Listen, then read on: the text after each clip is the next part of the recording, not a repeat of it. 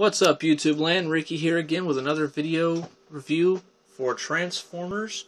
This time we're going to be taking a look at Transformers Prime Beast Hunters Cyberverse Commander Class Hardshell. Here we have Hardshell in his Beetle mode, and it is very nicely detailed. I love this insect mode. It is amazing and so spot on accurate for that of the show, except that the camera's picking this up as a darker green than it actually is. It's really a lighter shade of green, but still not as light as that of what we got actually in the show.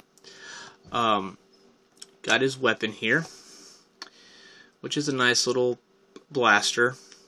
It does have a friction firing missile gimmick, which we'll put that to the side. We don't need that right now. He does have articulated, very nicely articulated wings in his bug mode. They can go pretty much anywhere you want them to go. I prefer to rest them there when I have him displayed. He also can lower his limbs like he does when he flies and when they fly in the show in a swarm, and you can position him to actually stand and appear like he's flying. Another cool thing that they did is the head sculpt on the insect mode itself. Let me see if I can get in there with my camera and the light, and you can see the double eyes, one eye, two eye, and it's like that on both sides. But something they did that they didn't have to do was they actually articulated the mandible of the mouth for the insect mode. And he actually can do the whole screaming and talking thing in bug mode. And I really, really appreciate that little extra thing that they did. They didn't have to do. Now, for size comparison, we'll bring in Commander Class Predaking, I mean. And you can see that Predaking, only by wingspan, really is bigger than Hardshell. They're about the same size. And we'll bring out a Legion class. We'll bring out Hunger. And this is a pretty big Legion class figure, so it's not really an accurate representation of how that the figure stacks up, because most Legion class figures are not this tall. But still, there you go. That helps to show that off. Now we're going to get into the transformation, which is quite involved and very, very neat. I really do like the transformation.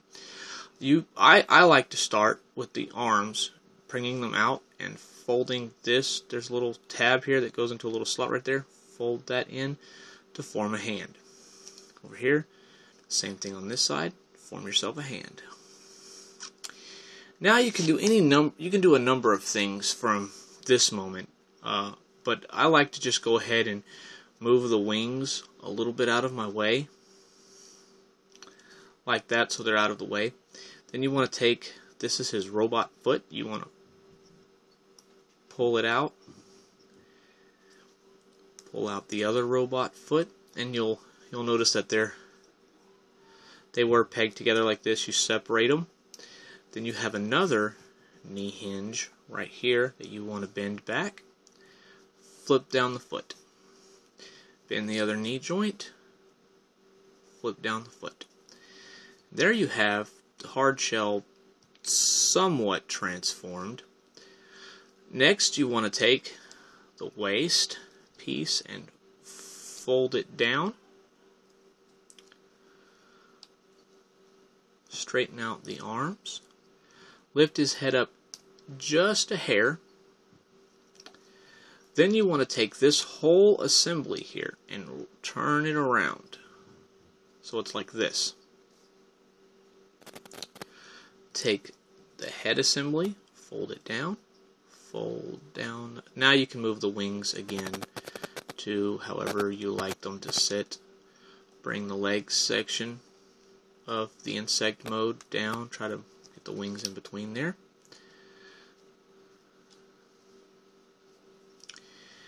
And lastly, you want to split the horn bring it around and rest it for the shoulder pads. And it actually will lock into place. And there you have Commander Class Hardshell in his robot mode. And I must say, it is an excellent, excellent looking robot mode. It's very accurate to the show, except for all this junk on the back, which, it being a Cyberverse figure, you can't really help. But I like the fact that when you move his arms, you see the additional legs in his robot mode, which in the show were here closer to his chest but could spread out, and I like that's actually there, and you can envision these legs being part of his chest. I really like that. His head sculpt also is just amazing. If my camera will zoom in on that. I don't know if it will. There it is. Look at that. That is spot on hardshell or Insecticon if you're army building.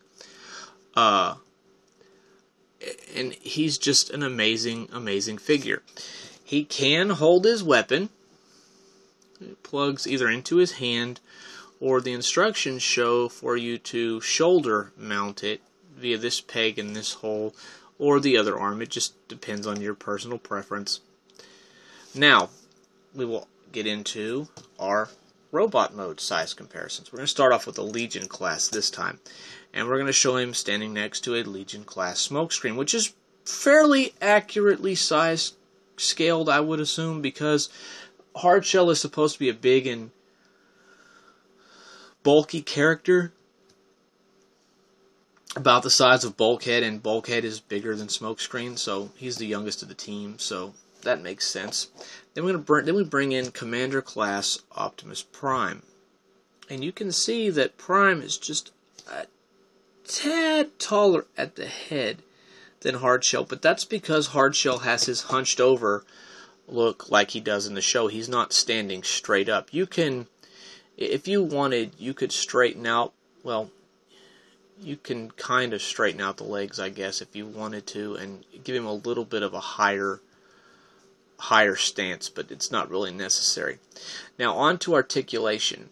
He has a ball jointed shoulder, which you can move the shoulder pads out of the way, and it can pretty much go anywhere you want it to go. He does have a rotational joint at the elbow and a bend at the elbow. He does not have a bend at the elbow this way so that the wrist would move, but I guess you could count this as a little bit of wrist movement. Anyway, his knees, of course, like we discussed, are double jointed. And he does have a ball joint in his foot, so that can go pretty much anywhere you want it to go. There's nothing at the waist due to unless you want to count a little bit of ab crunching action as waist articulation. The head really has nowhere to go except down, because if you pull it up, it just looks scary. I don't know why they did that, but whatever. But overall, the figure is actually very well designed, and I highly enjoy him way more than I thought I was going to. I waited for this figure for a good while. I was hoping he'd be a deluxe or bigger, but I'm very pleased with the Cyberverse Commander class that we've gotten, and he's amazing. I can't say enough good things about this figure. So that's really all I know to say. Pick him up if you see him. If you have to go to like Big Bad Toy Store or Robot Kingdom or some online website and pick him up and pay a little bit extra for the shipping and or import fees, he's worth it, and I definitely recommend doing that. I don't recommend trying to hunt him up on auction sites like eBay and stuff like that, because they're just going to be outrageously priced. But yeah, get him. If you can find him, by all means, pick him up. You will not be disappointed. If you like Cyberverse, get him. If you don't, pass. If you're a completist, get him. If you just like fun Transformers, pick him up, give him a shot. You won't be disappointed. And I guess that's really all there is to say about this figure. So this is Ricky saying thank you and have a great day.